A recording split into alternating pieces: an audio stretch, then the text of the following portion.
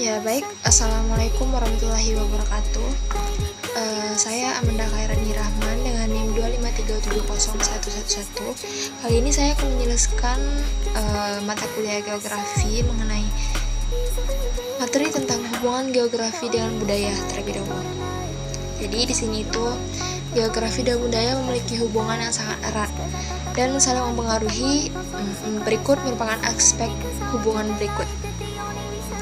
Pertama itu pengaruh lingkungan fisik terhadap budaya. Kondisi geografis seperti iklim, topografi, dan ketersediaan sumber daya alam membentuk cara hidup masyarakat. Misalnya masyarakat pesisir mengembangkan budaya maritim dengan mata pencarian nelayan. Sementara itu masyarakat pegunung cenderung bertani secara terasering dan memiliki arsitektur rumah yang disesuaikan dengan kondisi lereng. Terus yang kedua itu ada adaptasi manusia. Manusia beradaptasi dengan lingkungan geografisnya melalui teknologi, pola permukiman, sistem pertanian, pakaian, dan makanan khas. Masyarakat di daerah dingin mengembangkan pakaian tebal dan menggunakan pendistribusian panas. Sedangkan di daerah tropis membangun rumah panggung dengan ventilasi baik. Terus yang ketiga ada pembentukan identitas budaya. Isolasi geografis seperti pulau, lembah terpencil, atau gunung dapat menciptakan keunikan budaya karena minimnya kontak dengan kelompok lain.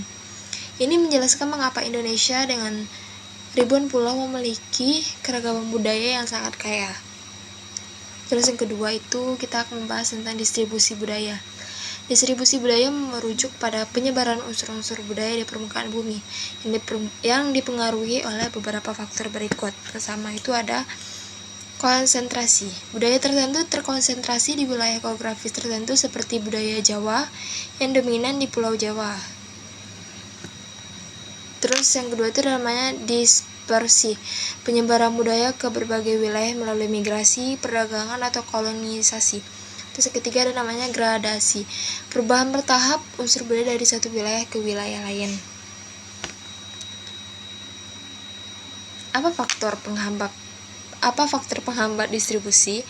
Hambatan geografis seperti gunung, laut, gurun, atau jarak jauh dapat memperlambat atau menjaga penyebaran budaya, sehingga menciptakan zona budaya berbeda. Terus yang ketiga itu pengaruh globalisasi terhadap budaya lokal. Yang pertama tadi kan kita sudah membahas hubungan geografi dengan budaya. Terus yang kedua distribusi budaya. Terus yang ketiga kita akan membahas pengaruh globalisasi terhadap budaya lokal. Apa itu? Globalisasi membawa dampak kompleks dan ambivalen terhadap budaya lokal. Dampak negatifnya apa? Ada homogenisasi budaya, erosi identitas lokal, dominasi ekonomi dan budaya. Terus dampak positifnya? Revitalisasi budaya, pertukaran budaya, globalisasi. Apa strategi mempertahankan budaya lokal di era globalisasi?